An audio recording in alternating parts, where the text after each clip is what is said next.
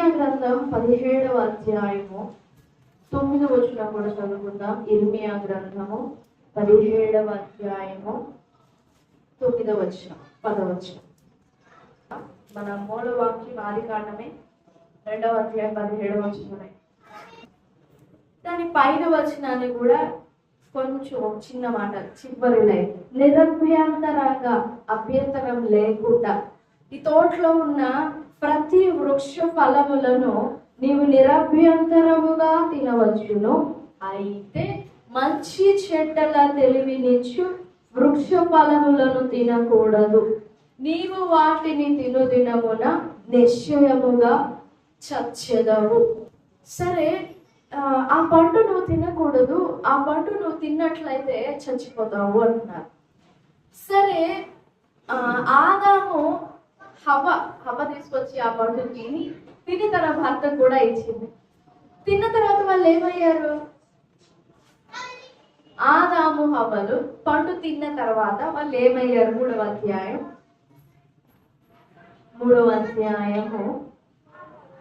9, 10, 11. దేవుడైన యెహోవా ఆదామును పిలిచి, నీవు ఎక్కడ ఉన్నావని అందుకన్నాడు. నేను తోటలో నీ స్వరం వినినప్పుడు దిగంబరినిగా నుండిని గనుక భయపడి దాగుకొంటినాను. అందుకు ఆయన, నీవు దిగంబరివని నీకు తెలిపిన వాడెవడు? నీవు తినకూడదని నేను నీకు ఆజ్ఞాపించిన వృక్ష ఫలములు తింటివా? పండు తినగానే వారి కన్నులు తెరవబడిన 7వ వచనం. అప్పుడు వారిద్దరి కన్నులు తెరవబడెను. వారు తాము దిగంబరులమని తెలుసుకొని అంజూరపు ఆకులు కుట్టి తమకు కచ్చడములను చొక్కాయలను చేసుకొనిరి. వెంటనే ఆ సాయంకాలం తిన్నారో మధ్యాహ్నం తిన్నారో, దేవుడు సాయంకాలం చల్లపొట్టున వచ్చినప్పుడు ఆ చప్పుడు విని, తోటలో నడుస్తున్న ఆయన చప్పుడు, ఆయన స్వరం విని ఆదాము హవ్వలు ఇద్దరు పరిగెత్తుకుంటూ పోయి చెట్ల సందులో దాక్కున్నారు. దేవుడు పిలుస్తున్నాడు, ఆదామా ఆదామా ఎక్కడున్నావు, ఏం చేస్తున్నావు అని పిలుస్తే, నీవు వచ్చుచున్న నీ తోటలో నీవు సంచరించుచున్న ఆ చప్పుడు, ఆ స్వరం విని భయపడి నేను దాక్కున్నాను అంటాడు. భయపడి నేను దాక్కున్నాను అన్నప్పుడు వెంటనే దేవుడు అడుగుతారు, అదేంటి, నీవు దిగంబరిగా ఉన్నావని, నీకు బట్టలు లేవని, నువ్వు దిగంబరిగా ఉన్నావని నీకు చెప్పింది ఎవరు? నేను తినొద్దన్న పండు తిన్నావా అన్నా. నేను తిన్నాను అని సమాధానం ఇవ్వకుండా, ఇదిగో నాకు ఒక ఆమెను అంటగట్టావు కదా, నా చేతికి ఇచ్చావు కదా, ఈమె నన్ను మోసం చేసింది, ఈమె నన్ను బలవంతం చేసి నా చేత తినిపించింది, నా తప్పేం లేదు, నేను సేఫ్, నేను ఇన్నసెంట్, ఆమె నన్ను బలవంతం చేసింది అంటే. సరే, ఈ భాగం మనం గమనించినప్పుడు దేవుడు ఏం చెప్పాడు? ఆ పండు తింటే నువ్వు నిశ్చయంగా చచ్చేదవు అన్నాడు. మరి ఆదాము హవ్వలు చచ్చిపోయారా? ఆదాము హవ్వలు చచ్చిపోయారా? చావు, చచ్చిపోవడం, మరణం, మూత్ అన్నారు హీబ్రూలో మూల భాష. మూత్ అంటే prematurely cutting of the times, అంటే సమయానికి ముందే ముగింపు పొందడం, సమయానికి ముందే అంతమైపోవడం, సమయానికి ముందే బ్రేక్ అయిపోవడం, ముందే నెలలు నిండక మునిపే అని అంటారు కదా, అలాగా సమయానికి ముందే, అంటే దేవుడు నిర్ణయించిన దానికి ముందే, దేవుడు ఉద్దేశించిన దానికి ముందే, దేవుని ఆలోచనకు ముందే వేరైపోవడం, అంతమైపోవడం, ముగించబడడం. సరే, ఈ పండు తింటే మీరు చచ్చెదరు అన్నారు కదా దేవుడు. సరే, వారు చచ్చిపోయారనే చెప్పుకుందాం, చచ్చిపోయారు. ఇక్కడ 2 విషయాలు ఆలోచించేద్దాం. ఎందుకు తినకూడదు? ఆ పండు తింటే ఏమవుతుంది? దేవుడు చెప్పిన మాట మీరు తినకూడదు అని. మనం ఆలోచించాల్సిన మాట, ఎందుకు తినకూడదు? తర్వాత తింటే మీరు చచ్చిపోతారన్నారు కదా, ఎందుకు చచ్చిపోతారు? ఎందుకు చచ్చిపోవాలి? ఆదాము వైపు నుండి మనం ఆలోచన చేస్తే, ఏదైనా తోటలో మనం ఉండి మనం ఆలోచన చేస్తే, ఎందుకు తినకూడదు, ఎందుకు చచ్చిపోతారు? ఆ పండు ఎందుకు తినకూడదు? దేవుడు తినొద్దన్నాడని గుడ్డిగా తినకుండా ఉండడమా? ఒకవేళ ఆదాము కనుక దేవుడు తినొద్దన్నాడు కదా అని చెప్పేసి ముందు వెనక తనకంటూ ఎలాంటి ఆలోచన లేకుండా తనకంటూ ఎలాంటి జ్ఞానం, ఎలాంటి విధేయత, విశ్వాసము, తనకంటూ ఎలాంటి దేవుని మీద ప్రేమ లేకుండా దేవుడు తినొద్దన్నాడు, నేను తినకూడదు అన్న భావనతో ఆదాము తినకుండా ఉంటే అది కూడా శాపం అయ్యేది ఆదాము జీవితానికి. నా మాటలు అర్థమవుతున్నాయా? అర్థమవుతున్నాయా? తినొద్దన్నాడు, గుడ్డిగా మొండిగా తినొద్దన్నాడు కదా అని చెప్పేసి తినకుండా ఉంటే అది కూడా శాపం అయ్యేది. సో మనం ఆలోచించాల్సింది ఏంటంటే, దేవుడు అసలు ఎందుకు తినొద్దన్నాడు?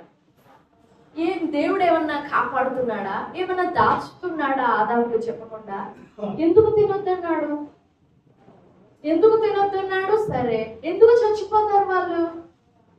పండు తినటంతోనే చచ్చిపోతారా? వాళ్ళు సృజించబడి ఎంతకాలం అయింది? 5 సంవత్సరాలు 6 సంవత్సరాల చిన్నపిల్లలుగా కాదు దేవుడు సృజించింది.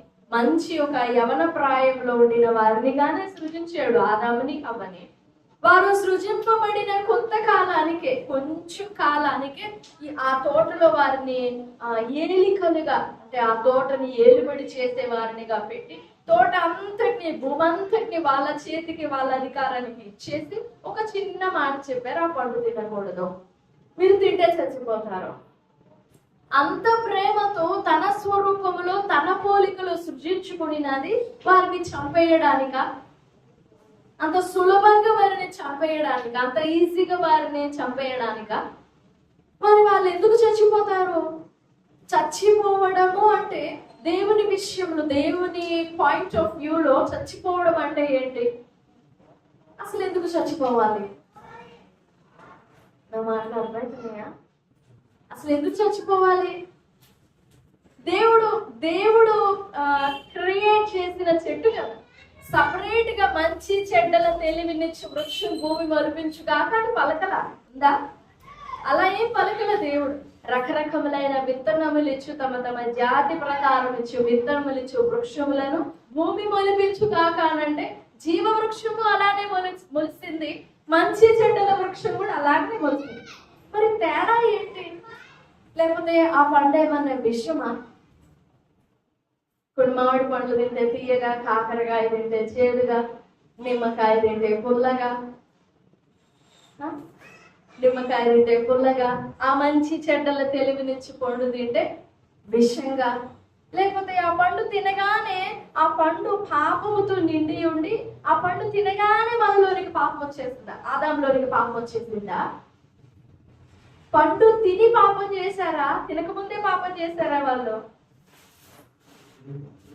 తిని పాపం చేశారు, తినకముందు పరిశుద్ధులుగా ఉన్నారా? తిని పాపం చేశారు. కానీ తినాలనే ఆశ మొదలైనప్పుడే పాపం జరిగిపోయింది. తిన్నంత ధర్మశాస్త్రం పాత నిబంధన ఏం చెప్తుందంటే, ఒక వ్యభిచారము చేస్తే అది వ్యభిచారం. క్రొత్త నిబంధనలు యేసు ప్రభువు వారు చెప్పింది ఏంటంటే, అపవిత్ర చూపుతో చూస్తేనే, హృదయంలో క్రోధము బుద్ధి ఉంటేనే హత్య చేసినట్టు. అంటే ఒక వ్యక్తి మీద మనం కోప్పడితే దాని అర్థం చంపినట్టు. అలా లెక్కించుకుంటూ పోతే మనం ఎవరు పరిశుద్ధులు కాదు.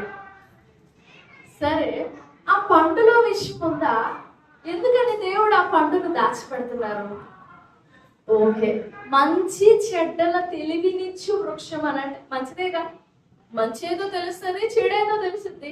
దేవుడు మంచి, అపవాది చెడు అని తెలుస్తుందిగా. ఆ తెలివి వస్తే మేలేగా, పాజిటివేగా, గుడ్ పాయింట్, పాజిటివ్ పాయింట్సే కదా. అలాంటప్పుడు దాన్ని ఎందుకు తినొద్దన్నాడు దేవుడు? మంచి ఏదో చెడేదో తెలుసుకోవడం మంచిదే కదా. అదేమన్నా కీడా? మంచి చెడు తెలుసుకోవడం కీడా? మంచి ఏదో చెడేదో తెలుసుకోవడం కీడా మంచిదా? మంచిదే. మరి ఎందుకని దేవుడు అలా ఆశపడలేదు వారి విషయంలో? మీకు మంచి తెలియకూడదు, మీకు చెడేంటో తెలియకూడదు అనుకున్నారా? అంత కఠినంగా ఉన్నారా దేవుడు? మీరు ఇక నా ఆజ్ఞలలోనే ఉండాలి, మీకు మంచి ఏదో చెడేదో తెలియకూడదు, ఇంకా నేనే నీ లోకం అవ్వాలి, బావిలో కప్పల్లాగా ఉండాలి, మీకు బయట ప్రపంచం తెలియకూడదు, అలా ఆశపడ్డారా దేవుడు? 3వ అధ్యాయం ఆదికాండంలో అపవాది అదే అంటుంది, దేవుడు మీతో దాస్తున్నాడు, దేవుడికి ముందుగానే తెలుసు. 5వ మీరు వాటిని తినదినమన తెరవబడినని మీరు మంచి చెడ్డలను ఎరిగిన వారై దేవతల వలె ఉండురని దేవునికి తెలియదు. కాబట్టి దేవుడు మీ దగ్గర రహస్యం దాచుతున్నాడు. మీరు బాగుపడడం ఆయనకి ఇష్టం లేదు. మీరు మంచేదో చెడేదో తెలుసుకొని ఆయన వంటి వారిగా ఉండడం, ఆయన వంటి వారిగా ఆయనలాగా మారిపోవడం ఆయనకి ఇష్టం లేదు. సో మీరు అప్పటి తినొచ్చు, మీరు చావరు. దేవుడేమో చచ్చిపోతారని చెప్పాడు, అపవాదేమో మీరు చావరచ్చు. అవునా, నిజంగా దేవుడు దాస్తున్నాడా వాళ్ళ దగ్గర? మీరు నాలాగా అయిపోతారా పండు తింటే? నాలా కాకూడదు. మనలాగా ఆలోచిస్తాడు దేవుడు. నాలాంటి డ్రెస్ ఉండకూడదు, నాలాంటి ఇల్లు ఉండకూడదు, యూనిక్ గా ఉండాలి కదా అని అలానే అనుకున్నాడు దేవుడు. నాలాగా ఉండకూడదు. దేవుడు చేశాడుగా తన స్వరూపం, మన స్వరూపంలో మన పోలికలో చేద్దాం అనుకున్నాడుగా. ఇంకేం దాచిపెడతాడు? పోలిక ఇచ్చేసాడు, స్వభావం ఇచ్చేసాడు, ఊపిరి ఇచ్చేసాడు, ఆత్మ ఇచ్చేసాడు. ఇంకా అన్ని ఇచ్చిన వాడికి ఏం దాచిపెడతాడు? ఆ మాత్రం ఆలోచన రావద్దా ఆదాము అవ్వలకి? కొంచెం కూడా రాలా. దేవుడు ఏదో దాస్తున్నాడు, ఏదో భేదం చూపిస్తున్నాడు, ఏదో పక్షపాతం చూపిస్తున్నాడు మాకు అని ఆ చిన్న డౌట్, ఆ సందేహం వచ్చింది. వాళ్ళు పాపం చేశారు. ఆ పండు తిన్నారు. ఆ పండు తింటేనే తెలివి కలిగిద్ది అనుకుందామే. ఆ పండు తింటేనే మేము దేవుడిలాగా అయిపోతాం, దేవుడిలాగా మారిపోతాం అనుకుంది. సరే, మనం ధ్యానం చేసే మాట ఏంటంటే చచ్చిపోవడం. నిశ్చయముగా చచ్చుదవు. ఈ మూత్, చావు అనే మాట prematurely cutting off the ties, and also we can say it's piercing oneself. దేవుని నుండి చీలిపోవడం, దేవుని నుండి విభజింపబడి, దేవుని నుండి వేరైపోవడం, దేవుని నుండి పూర్తిగా వేరైపోవడం. మీరు ఆలోచించండి, స్వరూపం దేవునిది, పోలిక దేవునిది, రూపం ఇచ్చినది దేవుడు, ఆత్మ ఇచ్చినది దేవుడు. ఇప్పుడు నా నుండి, నా మాట నుండి మీరు వేరైపోతే, నా మాటను మీరు కాదంటే, మీ నుండి నేను వేరైపోవాల్సి వస్తుంది. నా మాట వింటేనే మీరు నా వారుగా, నా వంటి వారిగా, నాతో కూడా ఉండిన వారిగా, మన ఇద్దరి మధ్య స్నేహం ఉంటుంది. నా మాట వింటే, నా మాట వినకపోతే మీకు నాకు మధ్య వైరం ఏర్పడుతుంది, మీకు నాకు మధ్య దూరం ఏర్పడుతుంది. మీరు నేను, మరణము అంటే ఎడబాటు, దూరం. మీరు నేను ఎడమైపోతాం, మీరు నేను వేరైపోతాం, చచ్చిపోతాము. మీరు చచ్చిపోతారు, నేను జీవోత్సవం అయిపోతాను. అది ఎంతో వేదనతో దేవుడు మాట్లాడిన మాట. మీరు ఆ పండు తినకూడదు, తిన్నట్లయితే చచ్చిపోతారు. దేవుడు అక్కడ దాచడానికి ప్రయత్నించట్లేదు, కానీ వారిని కాపాడడానికి ప్రయత్నిస్తున్నాడు. వారికి ఏదో దాచాలని కాదు, ఇంకేముంది దాచడానికి? అన్ని ఇచ్చేసాడు. ఇంకేముంది? భూమి ఫలించి, వారిని ఆశీర్వదించి, మీరు ఫలించి అభివృద్ధి పొంది విస్తరించి, ఇంకా భూమిని నిండించి, భూమిని అంతటిని మీరు లోపరచుకోవడానికి చెప్పాడు కదా. ఇంకేముంది దాచడానికి? మన స్వరూపంలో చేసుకుందాం, మన పోలికలో చేసుకుందాం, మన స్వరూపంలో చేసుకుందాం, మనకి ఇష్టం వచ్చినట్లుగా చేసుకుందాం. ఉప్పని తన ప్రాణాన్ని వదిలాడు. ఇంకేం దాచిపెడతాడు? ఇంకేం దాచిపెడతాడు దేవుడు? ఇంకేమన్నా ఉందా దాచిపెట్టడానికి? మహిమ కూడా ఇచ్చేసాడు. వారితో కలిసి, ప్రతి చల్లపొట్టున వారితో కలిసి మాట్లాడేవాడు ఆయన. ఆయన ఏ ఆకారంలో ఉన్నాడు, ఏ పోలికలో ఉన్నాడు, ఎలాంటి వస్త్రం వేసుకున్నాడు ఏం తెలియదు. కానీ ఆదాము హవ్వలు దిగంబరులుగా, సిగ్గు వేరు దిగంబరం వేరు, ఆ రెండు మాటలు వేరు వేరు.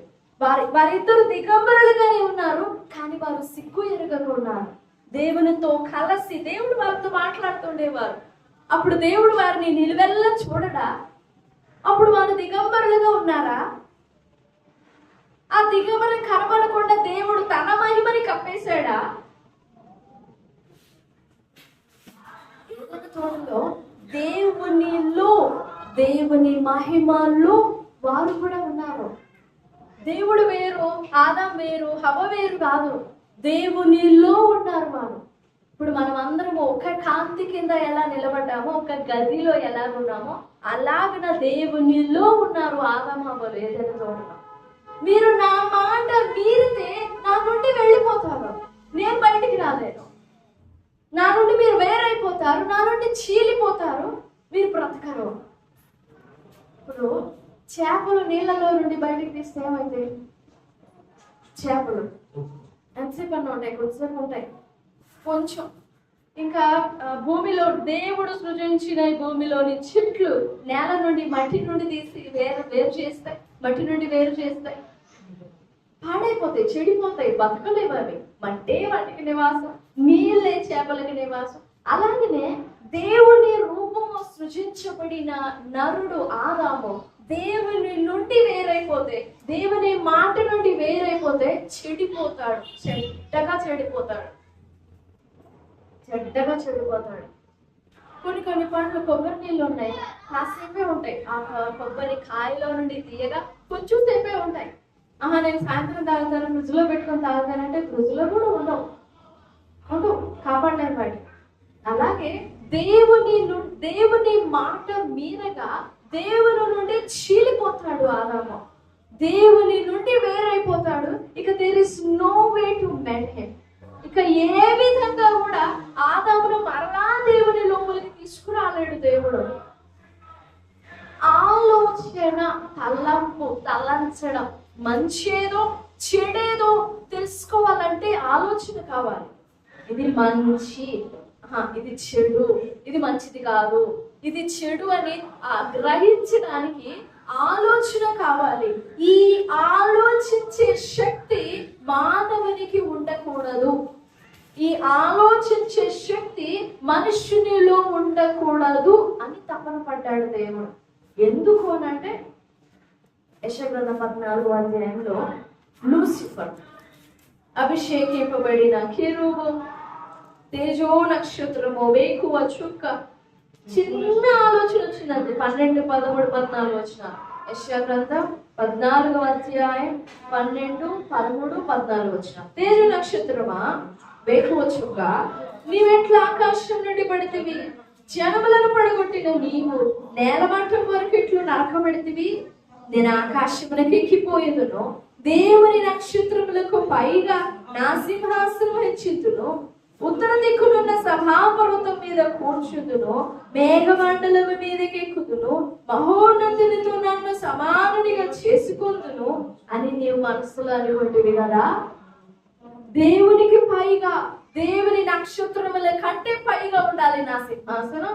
దేవుని కంటే మహోన్నతునితో నేను ఇంకొంచెం ఎక్కువగా 2 రెట్లు ఎక్కువే ఉండాలి అని దేవుని మీద గర్వించాడు ఈ అభిషేకింపబడిన కెరూబు.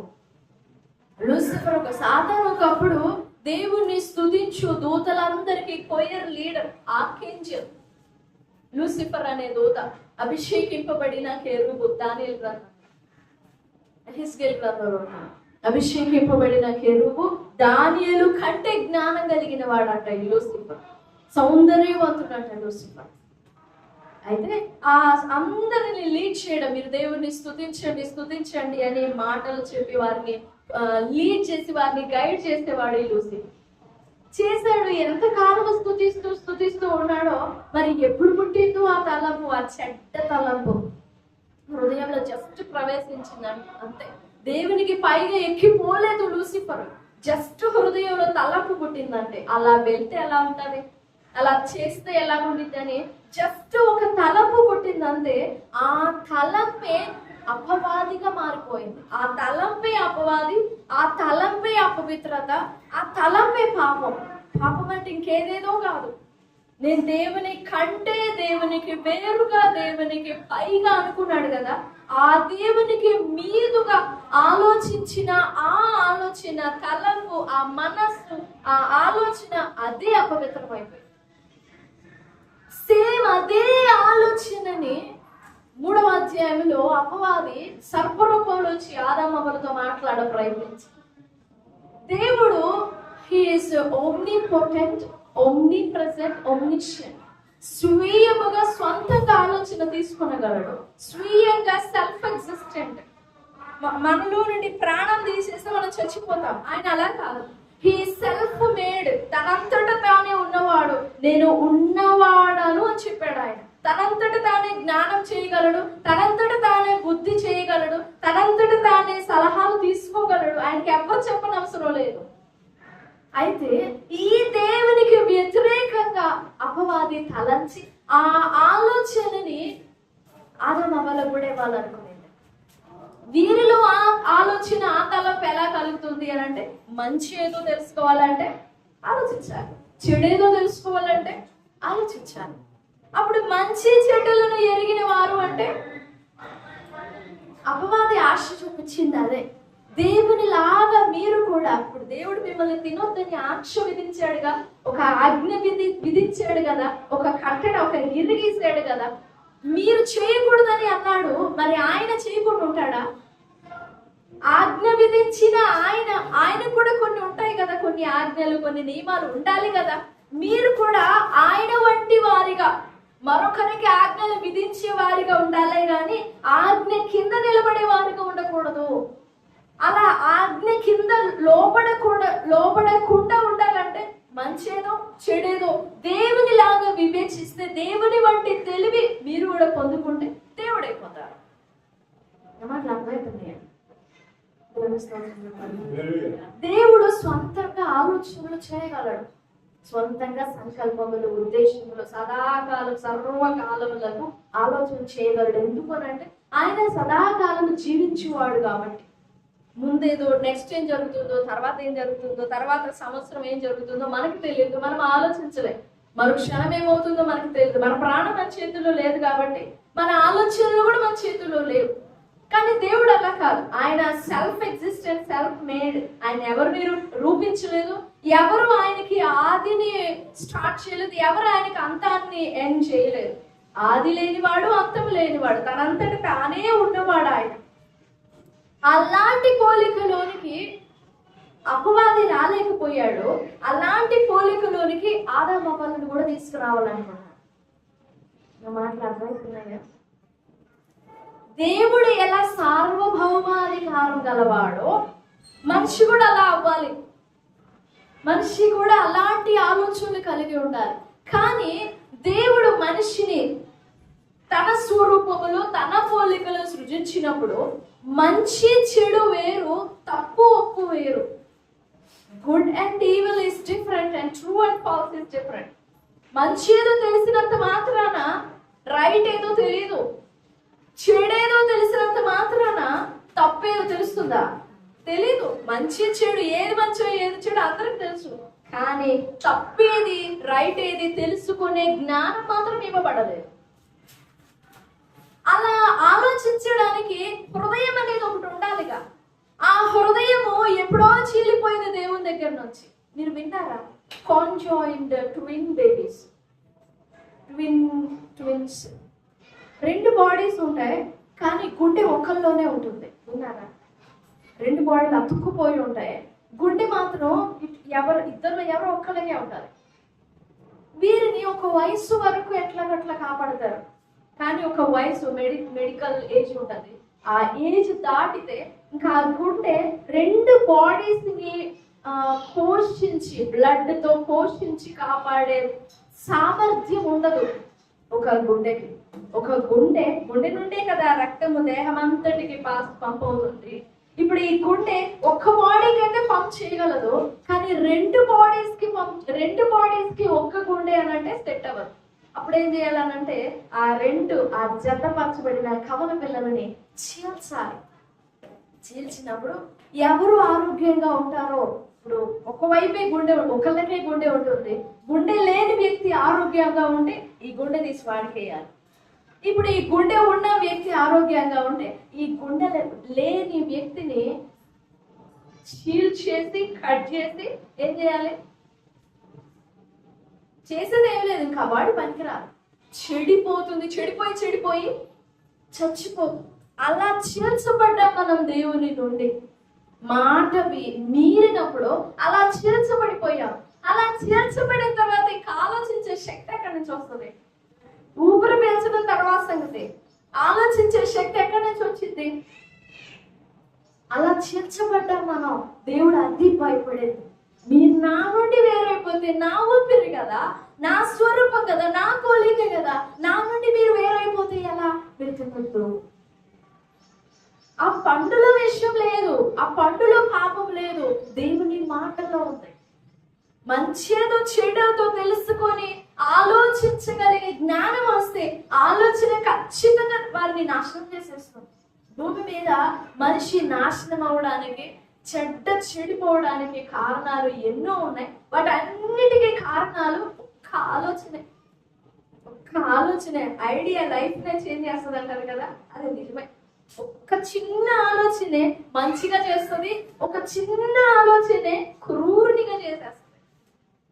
మనిషి చెడిపోవడానికి ఏ మత్తు పదార్థాలు, ఏ అల్లరి చిల్లర చేష్టలు, వంశ పారంపర్యం ఇవన్నీ కాదు. మనిషి చెడిపోయి నాశనం అయిపోవడానికి కారణం ఒక్కటే, ఆలోచన. ఈ ఆలోచన ఎన్నెన్నో తలపులు పుట్టిస్తూ ఉంటది. అందుకే ఆదికాండము 6వ అధ్యాయంలో దేవుడు అన్నారు, 6వ అధ్యాయము 3వ వచనం, 5వ వచనం, 6వ వచనం. అప్పుడు యెహోవా, నా ఆత్మ నరులతో ఎల్లప్పుడూ వాదించదు, వారు తమ అక్రమ విషయంలో నరమాత్రులై ఉన్నారు, ఆయనను వారి దినములు 120 ఏళ్ళు. 5, 6 వచనం. నరుల చెడుతనం భూమి మీద గొప్పదనియు వారి హృదయం, అది జాగ్రత్త చూడండి, వారి హృదయం యొక్క తలంపులోని ఊహ అంతయు ఎల్లప్పుడూ కేవలము చెడ్డది. 7 మాటలు. వారి హృదయం చెడ్డదంటే అయిపోవు. అలా కట్ చేయకుండా ఎంత ఎక్స్ప్లెనేషన్ ఇచ్చారో చూడండి. వారి హృదయం యొక్క తలంపులు, ఆ తలంపులలోని ఊహంతా ఎల్లప్పుడూ కేవలము చెడ్డది. అంటే దేవుడు ఎంత గట్టిగా మాట చెప్పాలనుకుంటున్నారు, ఎంత చెడిపోయిందని చెప్పాలనుకుంటున్నారు. ఎంత చెడిపోతే, ఎంత నాశనం అయిపోతే, నా ఆత్మ నరులతో వాదించలేదంటారు. వాదించడం అంటే మాట్లాడడం కాదు, వాదించడం అంటే పోరాడడం, ఉండలేకపోవడం. నా ఆత్మ నరులతో ఎల్లప్పుడూ ఉండలేదు. నేను ఎల్లప్పుడూ ఇంకా నరులతో ఉండలేదు. ఎందుకంటే వారి హృదయంలో పుట్టే ఆలోచనలన్నీ చెడ్డవే, కేవలం ఎల్లప్పుడూ చెడ్డవే. ఆలోచనే కాదు, తలంపులే కాదు, ఊహ అంటే ఏంటి? తలంపు అంటే ఏంటి? ఆలోచన అంటే ఏంటి? 3 వేరు. ఊహ అంటే దానికి ఆధారం ఉండదు, జస్ట్ ఒక గాలిలాగా వస్తుంది, పోతుంది. దానికి బేస్ ఉండదు, దానికి బలమైన ఆధారం. తలంపు అంటే కొంచెం ఆధారం ఉంటుంది. అంటే ఇంకా మన ఇష్టాన్ని ఆధారం చేసుకుంటుంది మన తలంపు. మన ఇష్టాన్ని, లేకపోతే మన కోపాన్ని ఆధారం చేసుకుంటాం, లేకపోతే మన ద్వేషాన్ని ఆధారం చేసుకుంటాం. అది తలంపు, మనకు పుట్టే తలంపు. మన పరిస్థితులను బట్టి, సిచ్యువేషన్స్ని బట్టి, మనం చూసే మనుషులను బట్టి, ఆ పరిస్థితులు, మనుషులు మనకి చేసిన క్రియలు, ఆ ఇంటెన్షన్స్, అవన్నిటినీ ఆధారం చేసుకున్న ఊహని తలంపు అంటారు. ఇక ఆలోచన అంటే ఈ ఊహలో నుండి పుట్టిన తలంపు, ఈ 2 బాగా స్థిరపడితే, ఖచ్చితంగా గట్టిగా బలపడితే దాన్ని ఆలోచన. 3 వేరు.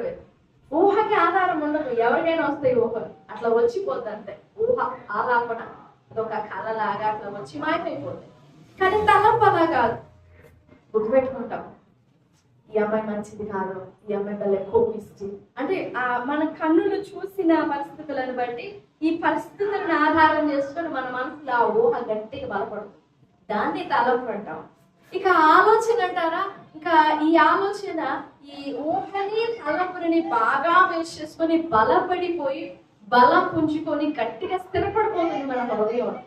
అది 2 రోజులైనా ఉంటుంది, 3 రోజులైనా, 4 రోజులైనా, 5 రోజులైనా ఉంటుంది. హృదయంలో మాత్రం ఖచ్చితంగా ఉంటుంది.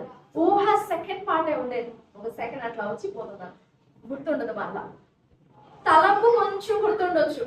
ఈ రోజు ఏమో అమ్మాయి చెడ్డదనంటే, మళ్ళా రేపు పరిస్థితులన్నీ మారిపోగానే తప్పుగా అర్థం చేసుకున్నానే అమ్మాయి మంచిది అని అంట. తలంపు. ఆలోచన అలా కాదు, బాగా స్థిరపడిపోయినది. దేవుడు అంటున్నారు, వారి హృదయం యొక్క తలంపులలోని ఊహ అంతా ఎప్పుడు చెడ్డనే.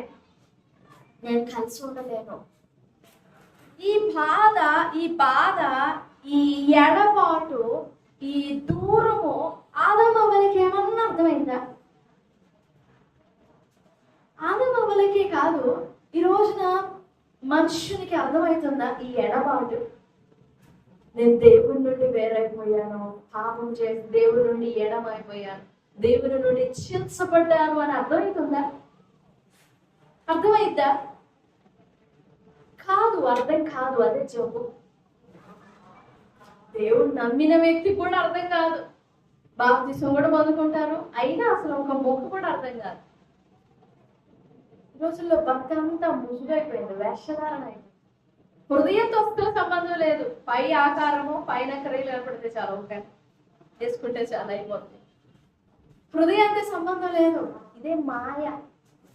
అదే ఇర్మియా గ్రంథం 17వ అధ్యాయం 9వ వచనం. హృదయం అన్నిటికంటే మోసకరమైనది, అది ఘోరమైన వ్యాధి గలది, దాన్ని గ్రహించగలవాడెవడు? చచ్చిపోయారు, దేవుని నుండి ఎడమైపోయారు, కానీ కొంచెమైన అవగాహన లేదు ఆదామవలకి. ఒక్క రవ్వంతైనా బాధ కలగలేదు. బాధ కలిగి ఉంటే, దేవా నేను ఏదో తెలుసో తెలియకో, నువ్వు తిన్నావా అని అడిగినప్పుడు తెలుసో తెలియకో నేను తినేశాను, ఏదో క్యూరియాసిటీతో తినేశాను, నన్ను క్షమించు అని అక్కడికక్కడే మోకాల మీద పడి, నేల మీద పడి బతిమలాడాలి దేవుడు. అలా కాదు, ఇదిగో నువ్వు ఒక దాన్ని అంటగట్టావు కదా, నాకు ఇచ్చావు కదా, ఈమె నన్ను మోసం చేసింది, పోనీ ఆమె అయినా పశ్చాత్తపడిందా అంటే కాదు, ఆ సర్పు నన్ను మోసపుచ్చింది కాబట్టి మోసపుచ్చింది, లేకపోతే నా అంతటి పరిశుద్ధులు ఇంకొకరు లేరని. నువ్వు చేసిన పని ఏంటి అని చాలా అడగ ప్రయత్నించారు. దేవునికి ఏం తెలియక కాదు, వాళ్ళు తిన్నారో తినలేదో తెలియక కాదు, వారు ఒప్పుకుంటారా లేదా అని పరీక్షించారు. ఒప్పుకోలా, వెళ్ళగొట్టేశారు దేవుని తోటలో నుండి వెళ్ళగొట్టిన ఆ సంఘటన కంటే దేవుని నుండి వేరైపోవడమే, దేవుని నుండి చీలిపోవడమే చాలా శాపం. అయితే యేసు ప్రభు వారి భూమి మీదకి శరీరధారిగా వచ్చి ఆయన శరీరం అంతటిని మనకిచ్చేసి, ఇదిగో నా శరీరం, ఇదిగో నా రక్తం, ఇదిగో నా ప్రాణం, నన్నే మీరు ధరించుకోండి, ఇంకా హృదయంతో సంబంధం లేదు. యేసు ప్రభు వారిని మనం ధరించనంత వరకు ఓ హృదయం లేని వారు మనం. గుండె ఉంటుంది, కొట్టుకుంటా ఉంటుంది, గుండె ఉన్నంత మాత్రాన మనకంటూ ఒక హృదయం ఉందంటే కుదరదు. చీల్చబడిన ఈ హృదయము దేవునితో ఏకీభవిస్తేనే ఈ హృదయము మరలా ఆ లైవ్లోకి వస్తారు. దేవునితో, దేవుని మాటతో, దేవుని ఆలోచనతో, దేవుని చిత్తముతో ఏకీభవించడము అంటే, దేవుని మాట వినటం అంటే, మనకి హృదయం లేదు, ఆయన హృదయం కలవాడు, ఆయన నుండే కదా చీలిపోయాం, ఆయన హృదయం కలవాడు. ఇప్పుడు ఆయన మాటని మనం వింటే ఆయన హృదయం మనలో నింపబడినట్టు, ఆయనని మనం ఒప్పుకుంటే ఆయన హృదయం మనలో నింపబడినట్టు, ఆయనే మనలో నింపబడినట్టు. ఆయన మాట అంటే ఆయన కాదా?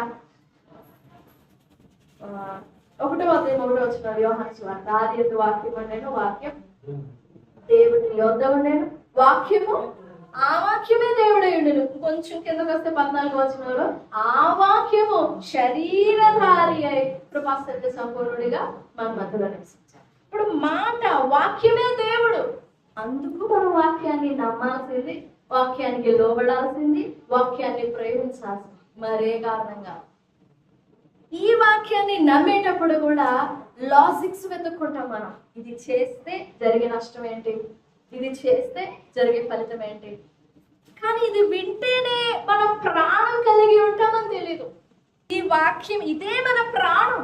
ఉప్పని ఊదాడు కదా, ఆయనే ఇంతకు ముందు ఆ ఉప్పని ఊదక మునుపు వెలుగు అని వచ్చినిచ్చారు. ఆ మాట సర్వ సృష్టిని కలిగించింది. ఆయనే ఉప్పని ఊదాడు, మనలో ప్రాణం నింపబడి. ఇప్పుడు ఈ మాటలే ప్రాణం. ఈ పరిశుద్ధ గ్రంథంలోని వచనములు, మాటలు ఏవైనా ఆదికాండంలో చదివినా, ప్రకటనలో చదివినా, నిర్గమ చదివినా, ఇందులో 66 పుస్తకాల్లో ఏ మాట చదివినా మనం చదువునప్పుడు ఆ మాటల్ని మనం పీల్చుకుంటున్నాం. మనం దేవుని మాట చదివేటప్పుడు ఎట్టి పరిస్థితుల్లోనైనా ఉండు, ఎంత చచ్చిపోయిన పరిస్థితుల్లో ఉండు, ఎంత దిగజారిన పరిస్థితుల్లో ఉండు, నా విశ్వాసం అని వాక్యం చదివినప్పుడు ఆ వాక్యాన్ని నేను పీల్చుకుంటున్నాను. ఈ వాక్యం నాలో ప్రాణం అయిపోతాను. ఏ ప్రాణం? నా ప్రాణం కాదు, దేవుని ప్రాణం అయిపోతుంది. ఆ ప్రాణమే నన్ను బ్రతికిస్తాను. నాకు రోగం ఉందా? నయం చేస్తాను. నాకు బాధ ఉందా? శుద్ధి చేస్తాను. నేను తప్పులో ఉన్నానా? సరి చేస్తాను. నాకు ఏ విధంగా సహాయపడాలో ఈ ప్రాణం నాకు అలా సహాయపడుతుంది. నేను అంత విలువైనదిగా నమ్మి ప్రేమించి చదువుతాను కాబట్టి అది నాలో ప్రాణం అయిపోతుంది. అందుకు వాక్యాన్ని మనం ప్రేమించాలి. ఇది లేకపోతే మనకు హృదయం లేదు. ఒక వచనం తీసుకొని కథలన్నీ చెప్పుకొని ఆ కథలన్నీ మన మనసులో నింపేసుకుంటే ఆ కథలు మనల్ని బ్రతికించు. దేవుని మాట బ్రతికిస్తాం. దేవుని మాట నిజంగా మనం అలా బ్రతికింపబడుతున్నామా? దేవుని మాట మనల్ని అలా బ్రతికిస్తామా? ప్రతిరోజు మనం దేవుని వాక్యం చదవాలి. ప్రతిరోజు ఊపిరి పీల్చుకోవాలి. ప్రతిరోజు ఉదయాన్నే కళ్ళు తెచ్చి ఎలా ఊపిరి పీల్చుకుంటామో అది కూడా పీల్చుకుంటాంలే, కానీ ఫ్రెష్గా న్యూ డేలో ఎలా పీల్చుకుంటామో ప్రతిరోజు అలా వాక్యాన్ని పీల్చుకోవాలి. వాక్య ప్రాణం. ఆయన తన వాక్కు పంపి వారు పడి ఉన్న గొంతులో నుండి వారిని లేవనెత్తాడు. నీ మాట నాలో ప్రాణం పుట్టించింది. 119వ కీర్తనలో దావీదు ఒక మాట మాట్లాడుతున్నాడు. 131 వచ్చిన నీ ఆజ్ఞల యందైన అధిక వాంఛ చేత నేను నోరు తెరచి ఊగచుచున్నాను. I opened my mouth and panted, for I longed for thy commandments. Panting అంటే దుప్పి, మనం చదువుకున్నాం అదేనా? దుప్పి నీటి వాగుల కొరకు ఎలా ప్యాంటింగ్, ఇంగ్లీష్లో ప్యాంట్ ఉంది, కానీ తెలుగులో ఆశపడటం అని. అందుకే బాగున్నాయి. నా ప్రాణం నీ కొరకు తృష్ణ కొనుచున్నది. మై థర్స్ట్, దప్పిక అవుతుంది. దప్పిక అయినప్పుడు బాగా ఆకలి వేసినప్పుడు కానీ బాగా దప్పికైనప్పుడు లోపల ఆక్సిజన్ అందగా, ఆక్సిజన్ ఫామ్ అయ్యేది బ్లడ్ నుండే కదా. ఈ బ్లడ్ అందక ఎగశ్వాస పడుతుంది మనకి. నేను అలా అంతలా కొట్టుకుంటున్నాను దేవుని మాట నాకు దొరకాలని. ఎందుకంటే ఆ మాట నాలోకి వస్తేనే నాలో ప్రాణం నింపబడుతుంది. ఆ మాట నాలో లేకపోతే నాలో ప్రాణం, నాలో ఊపిరి ఉండదు. అంత ఆశపడేవాడంట దావీదు. 131 చదివంగా 119, 131. నీ ఆజ్ఞల యందైన అధిక వాంఛ చేత నోరు తెరచి అలా ఆయాసపడే జంతువు ఏంటిది? నోరు తెరచి అలా ఎగశ్వాస పడుతూ ఆశపడుతూ ఆకలి కొనే జంతువు కుక్క. దానికి జబ్బుకైనప్పుడు చూసారా మీరు? కుక్కను చూసారా? ఆకలి అయినప్పుడు, దప్పిక అయినప్పుడు నోరు తెరచి ఎగశ్వాస తీసుకుంటాం, ప్యాంటింగ్. దుప్పి కూడా అలాగనే చూస్తుంది. నేను అలా ఎగశ్వాస పడుతున్నాను, నాకు ఆ ఊపిరి అందట్లేదు, నీ మాట దయచేయి అంటున్నాడు. నిజంగా మనం అంత ప్రేమిస్తామా దేవుని మాట? అంత అవసరమా మనకి దేవుని మాట? అంత అవసరం అవ్వాలి. అప్పుడే మనలో హృదయం ఉన్నట్టు, లేకపోతే మన హృదయం లేనంటే. హృదయం ఉంటేనే కదా ఏది నీతి, ఏది యథార్థత, ఏది పవిత్రం, ఏది అపవిత్రం అని మనం వివేచించగలిగేది. మనం దేవుని ఎదుట యథార్థంగా నడవాలి, భక్తి చేయాలనుకున్నప్పుడు ఫస్ట్ మనం పొందుకోవాల్సింది హృదయం. హృదయం అంటే దేవుని మాటని నమ్మటం, దేవుని మాటతో ఏకీభవించడం. అవును దేవా, నీ మాట పరిశుద్ధమైనది. నా ప్రవర్తన ఎలాగున్నా, పరిస్థితులు ఎలాగున్నా, నా జీవితం ఎలాగున్నా నీ మాట నేను ఒప్పుకుంటున్నాను, ఈ మాటని నేను చేస్తాను. అప్పుడు ఆ మాట మనకు ప్రాణం అయిపోతుంది. ఆ మాటే హృదయం. ఆ మాటే మనలో నింపబడి మనలను జీవింప చేస్తుంది, బ్రతికిస్తుంది, మన లైవ్ లోకి వచ్చేటట్లుగా చేస్తుంది. ఈ మాట మనలో లేనంత వరకు మనం భక్తి చేయొచ్చు, పాటలు పాడొచ్చు, ప్రార్థన చేయొచ్చు, ఉపవాసాలు ఉండొచ్చు, వాక్యం చదవచ్చు, ఎంతో దీక్షగా ఎన్నో సంవత్సరాల అనుభవంతో దేవుని వెంబడిస్తూ పోవచ్చు. కానీ గుండె లేకుండా ఎంతకాలం బ్రతికితే ఏం? అవునా? పాము కూడా దాని తలను చిత్త కొట్టిన తర్వాత కొంతసేపు బతికిద్దా? కొట్టకలాడుతూ ఉండేది, తోకలో ఉండేది అంట, కొంచెం ఒక పరప్రాణం అంటారు దాన్ని. కొట్టకలాడింది. అంత మాత్రం దాంట్లో ప్రాణం ఉందా? ఎంతసేపు? గంట సేపు కొట్టుకుంటుందా? 2 గంటలు, 3 గంటలు, ఒక రోజు? ఒక టైం అంతే, ఏదో 3 నిమిషాలు 2 నిమిషాలు, ఒక్క నిమిషం బతికితే గ్రేట్. మన హృదయము దేవుని హృదయముతో మనలో లేదు. మనము దేవుని హృదయంతో, దేవుని మాటతో అలా ఏకీభవించనంత వరకు తల తెగిపోయిన మొండెలమే. మనకి తల లేదు, తల లేని మొండెలమే. సంఘానికి శిరస్సు క్రీస్తు అని ఉంటుంది. శిరస్సు లేదు, మనకి చేర్చబడ్డాం, చీలిపోయాం. దేవుని వాక్యం చాలా అవసరం మన జీవితానికి, చాలా ముఖ్యం, ప్రాణం మన జీవితానికి. ఆ వాక్యం లేకపోతే మనం బ్రతికే అవకాశం లేదు. చచ్చి బతుకుతో, చావు బతుకుల వద్ద కోమాలో బ్రతుకుతా ఉంటాం. కోమాలో ఉన్న వ్యక్తి ఎంతసేపు ఉంటాడు? ఎవరో రేర్గా కోమాల నుండి బయటకు వస్తారు. దేవుడి కనికర పడితే. సాధారణంగా కోమాలోకి పోయిన వారు బయటికి రాలేరు. కోమాలో ఉన్నారంటే దాని అర్థం బాడీ అంతా ప్యారలైజ్డ్ అయినట్టు, ఇంకా ఈ బాడీ ఫంక్షనింగ్ ఆగిపోయినట్టు, ఈ బాడీ పనిచేయదు, గుండె కూడా పని చేయనంత స్థితికి పోయినట్టు. ఇంకేదో జస్ట్ ఎక్కడో గుర్తుపట్టరు, వినలేరు, మనల్ని మన మాట అర్థం కాదు, మాట్లాడలేరు, ఇంకా బాడీ చచ్చిపోతుంది. జస్ట్ ఎక్కడో రవ్వంతు. ఈ రవ్వంతుతోనే దేవుని మీద తిరగబడ్డానికి మనం ప్రయత్నాలు చేయడం. లోకం రవ్వంత కొరప్రాణంతో బతుకుతుంది. ఈ కొరప్రాణంతోనే దేవుని మీద తిరగబడతాం. పాపము, రకరకాలైన పాపములు, అవిధేయతలు. దేవుని ఎరుగని వారంటే దేవుని తెలియని వారు, వాళ్ళకి తెలియదులే ఏంటో అనుకోవచ్చు. దేవుని దగ్గరకు వచ్చి దేవుని మాటలు వినేవారు కూడా అలా ప్రవర్తిస్తుంటే, అంత విలువగా దేవుని మాటను ప్రేమించకపోతే నిజంగా దాన్ని ఏమనాలి? ఈ మధ్యాహ్న కాల సమయంలో మనం హృదయం పొందుకోవాలి. మన హృదయం దేవునితో, దేవుని మాటతో మనం ఏకీభవించినప్పుడు మనలో హృదయం నింపబడుతుంది. అలా ఏకీభవించినంత వరకు జీవోత్సవాలమే. మనం ఒక ప్రాణాన్ని, ఒక జీవితాన్ని ప్రారంభించలేం. ఎప్పుడైతే మనం దేవునితో, దేవుని మాటతో, దేవుని హృదయంతో ఏకీభవిస్తామో ఆ క్షణం మొదలవుతుంది మన జీవితం. మనం పుట్టి 30-40 సంవత్సరాలు అవ్వచ్చు, కానీ ఇది లెక్కలోనికి రాదు. మన హృదయం ఎప్పుడైతే దేవునితో ఏకీభవించబడుతుందో ఆ క్షణం మొదలవుతుంది మన జీవితం ప్రారంభమవుతుంది. అంతవరకు మన జీవితాల్లో అలా జంతువుల జీవితానికి మన జీవితానికి ఏమంత పెద్ద తేడా ఉండదు. దేవునికి స్తోత్రం, హల్లెలూయా. ఈ మధ్యాహ్న కాల సమయంలో ప్రభు సన్నిధిలో వేడుకో. మన హృదయం చాలా మోసకరమైనది. ఆదామవ్వల హృదయము అర్థం అవ్వలేదు. వారు విడిపోయారు, చీల్చబడ్డారు, కానీ ప్రాణం కొట్టుకులాడుతుంది కదా అని చెప్పేసి దానితో ఆ మాయలో పడిపోయారు. వాళ్ళకి ఆ తీవ్రమైన అవసరత కనిపించలేదు. ఊపిరి ఆడుతూనే ఉంది కదా, జస్ట్ అట్లా బట్టలు కప్పేసుకుంటే అయిపోద్ది. అంత పెద్ద విషయమా, అంత సీరియస్ గా ఇది అనుకున్నారు. బట్టలు కట్టేసుకున్నాం, ఊపిరి ఆడుతుంది, ఈ భూమి అంత ఇంత పెద్దది ఉంటే ఏ మూలకి పోయి బతకలేమో అనుకున్నారు. అదే అర్థం కాని జబ్బు మాయ. ఆ మాయ, ఆ జబ్బు ఎన్ని చేసుకుంటే సుఖపడతాది, ఎన్ని చేసుకుంటే తృప్తి పడతారు. ఈ హృదయం మరలా అది చేరవలసిన వాని దగ్గరికి అంటుకొని పోతేనే అదే అర్థం, అదే జీవిత పరమార్థం, అదే సారాంశం. భక్తి జీవితం యొక్క మూల సారాంశం అదే. మనం దేవునితో సంధి చేయబడాలి, మనం దేవునితో ఏకీభవించాలి. అలా ఏకీభవించినంత వరకు మనం దేవునికి చెందిన వారం కాదు. అలా మనం ఎప్పటికీ అందుకోలేమనే మన శరీరాన్ని, మన దేహాన్ని దాల్చుకొని దేవుడు తన కుమారుని పంపాడు.